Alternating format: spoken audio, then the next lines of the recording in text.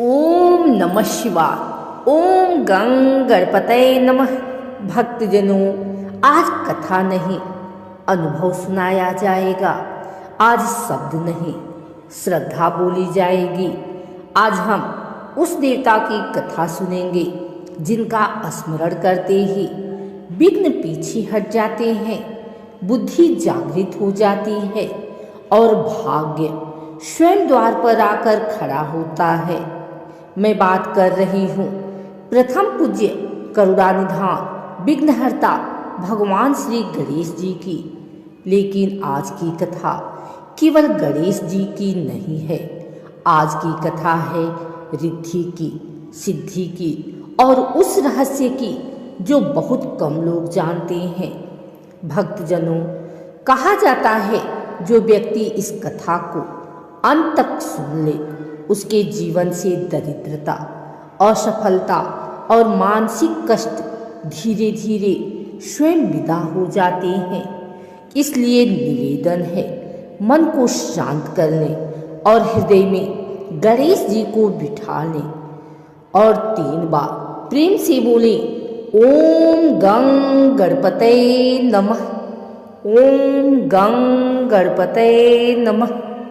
ओम गं गणपतये नमः। अब आइए कथा का शुभारंभ करते हैं। भक्तजनों, यह कथा उस समय की है जब सृष्टि अपने प्रारंभिक चरण में थी।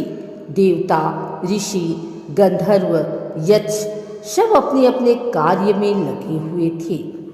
परंतु एक समस्या थी, हर शुभ कार्य से पहले कभी न कभी कोई न कोई विघ्न उत्पन्न हो जाता था। कभी यज्ञ अधूरा रह जाता, कभी मंत्र भंग हो जाते, कभी निर्णय गलत दिशा में चले जाते।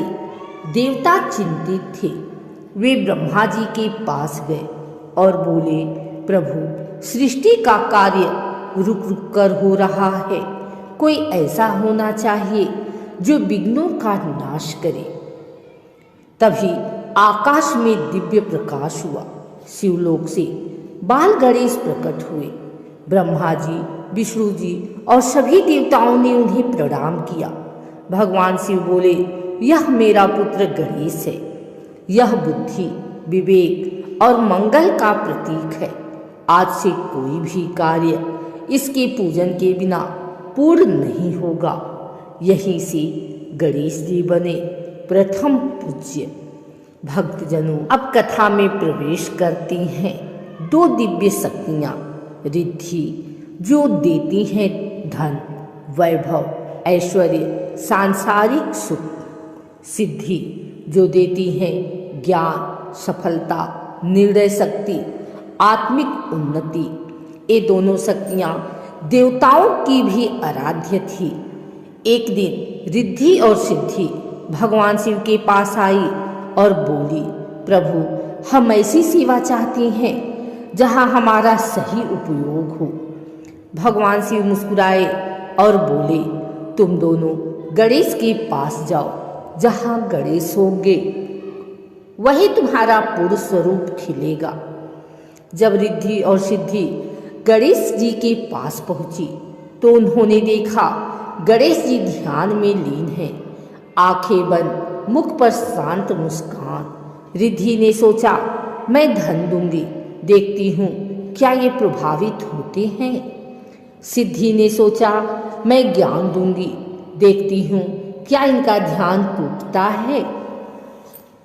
लेकिन गणेश जी का ध्यान नहीं टूटा।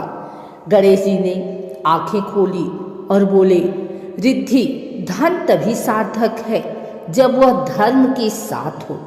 सिद्धि, ज्ञान तभी श्रेष्ठ है जब उसमें अहंकार न हो। यह सुनकर रिद्धि और सिद्धि नतमस्तक हो गए। भक्तजनों, यही से एक गूढ़ रहस्य खुलता है। गणेश जी बोले, यदि तुम दोनों मेरे साथ रहना चाहती हो तो सदा सेवा और संतुलन में रहना होगा। रिद्धि और सिद्धि ने स्वीकार किया।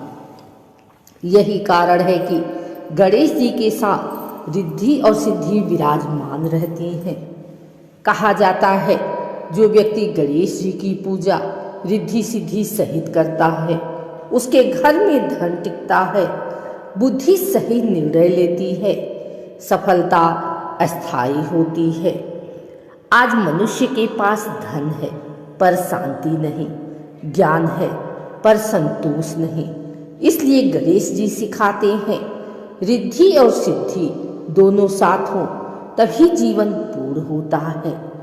भक्तजनों, अब अंत में अपनी आंखें बंद करें और मन में कल्पना करें, गणेश जी सिंहासन पर विराजमान हैं। उनके एक ओर रिद्धि, दूसरी ओर सिद्धि, और वे आपको देख रहे हैं। मन ही मन प्रार्थना करें, हे गणनायक, मेरे जीवन में धन भी दो और सही बुद्धि भी दो।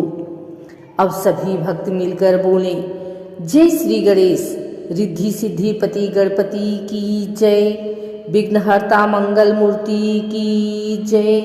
जो इस कथा को श्रद्धा से सुनता या सुनाता है, उसके जीवन में निश्चय ही गणेश कृपा होती है।